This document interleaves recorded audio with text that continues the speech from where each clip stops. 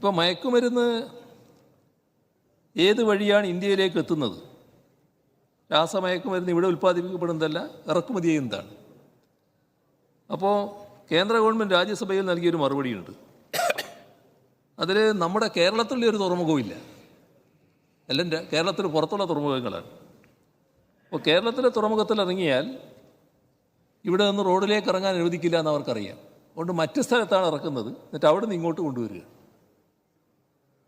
അപ്പോൾ ഈ ഘട്ടത്തിൽ വേണ്ടത് സർക്കാരും സമൂഹവും ആകെ ഒന്നായി നിന്ന് മയക്കുമരുന്ന് എന്ന മാരക വിപത്തിനെ തുടച്ചു നീക്കലാണ്.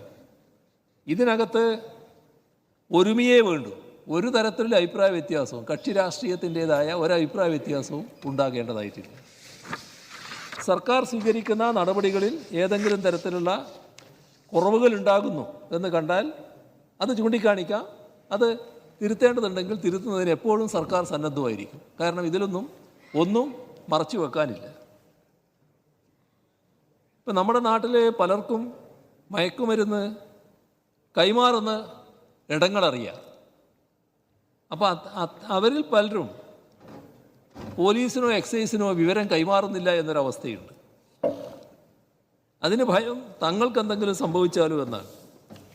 അതിനാണ് ഞാൻ നേരത്തെ പറഞ്ഞൊരു നമ്പർ, ആ നമ്പറിലേക്ക് കൊടുത്താൽ മതി മെസ്സേജ്. പോലീസ് സ്റ്റേഷനിൽ പോയി പറയണ്ട, ഉടനെ നടപടികൾ അതിൻ്റെ ഭാഗമായി സ്വീകരിച്ചുകൊള്ളു. കുട്ടികൾ അരുതാത്ത വഴിക്ക് നീങ്ങുന്നില്ല എന്ന ഉറപ്പുണ്ടാക്കാനുള്ള ഉത്തരവാദിത്വം അതൊരു സാമൂഹ്യ ഉത്തരവാദിത്വമാണ്. അത് കുടുംബത്തിൻ്റെയും പോലീസിൻ്റെയും മാത്രം ഉത്തരവാദിത്വമല്ല, സമൂഹത്തിന് തന്നെ ഉത്തരവാദിത്വമാണ് എന്ന് നമ്മൾ കാണണം. കുടുംബം അതിന് ശ്രദ്ധിക്കേണ്ടതുണ്ട്. അതോടൊപ്പം സ്കൂളിൽ നല്ല ശ്രദ്ധ വേണം. അതിന് പുറമെ സമൂഹവും നല്ല രീതിയിൽ ശ്രദ്ധിക്കണം. ഇപ്പോൾ പോലീസ്, തദ്ദേശഭരണ സ്ഥാപനം, രക്ഷാകർതൃ സമിതി, അധ്യാപകർ, തദ്ദേശഭരണ പ്രതിനിധികൾ, ഇങ്ങനെയെല്ലാമുള്ള ചില സ്കൂൾ പ്രൊട്ടക്ഷൻ ഗ്രൂപ്പുകൾ ആരൊക്കെ വേണമെന്നുള്ളത് നമുക്ക് പിന്നീട് നിശ്ചയിക്കാം. അങ്ങനെ ചില ഗ്രൂപ്പുകൾ ഉണ്ടാവണം.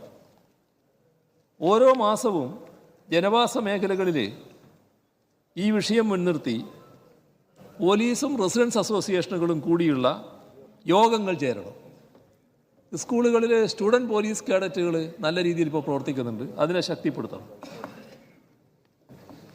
അപ്പോൾ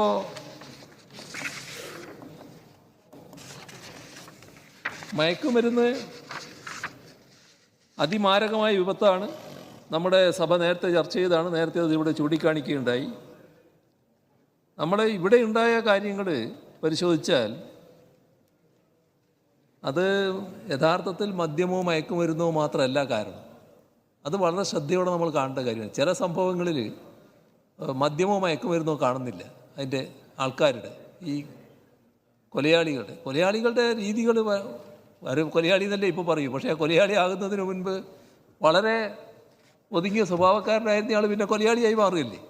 അങ്ങനത്തെ അനുഭവങ്ങൾ പറയുന്നില്ലേ, വളരെ വിചിത്രമായിട്ടുള്ളതാണ്. അപ്പോൾ അതൊക്കെ പ്രത്യേകം കേസായിട്ട് പഠിക്കേണ്ട ഒരു കാര്യം തന്നെയാണ്. എന്താണ് അങ്ങനെ വന്നു ഭവിക്കുന്നത്? ഇപ്പം ഞാൻ ഈ സ്ഥാനത്തിരുന്നു കൊണ്ട് പറയാൻ പറ്റുന്നല്ലത്, കാരണം അതൊരു മറ്റൊരു മനോഭാവം വരുന്നതെന്ന് തോന്നും. പക്ഷേ പ്രത്യേകം പഠിക്കണം നമ്മൾ, എന്താണ് സംഭവിച്ചുകൊണ്ടിരിക്കുന്നത് സമൂഹത്തിൽ. അപ്പോൾ ഇത്തരം സാമൂഹ്യ പ്രവണതകൾക്ക് സാമൂഹ്യശാസ്ത്രപരമായ ചികിത്സ ആവശ്യമാണ്. രോഗം എന്താണെന്ന് തിരിച്ചറിഞ്ഞാൽ മാത്രമേ ചികിത്സ ഫലപ്രദമാകൂ. ഈ തലമുറയിൽ ലോകത്തെവിടെയുമുള്ള സമൂഹങ്ങളെ ബാധിച്ച പൊതുവായ ചില രോഗങ്ങളും രോഗലക്ഷണങ്ങളുമുണ്ട്. ശാസ്ത്രീയമായ സമീപനത്തിലും അതിൻ്റെ ഭാഗമായുള്ള മറുമരുന്നുകളും ഉപയോഗിച്ചുകൊണ്ട് മാത്രമേ ഈ ഒരു ഘട്ടത്തെ മുറിച്ചു കടക്കാൻ നമുക്ക് കഴിയുകയുള്ളൂ.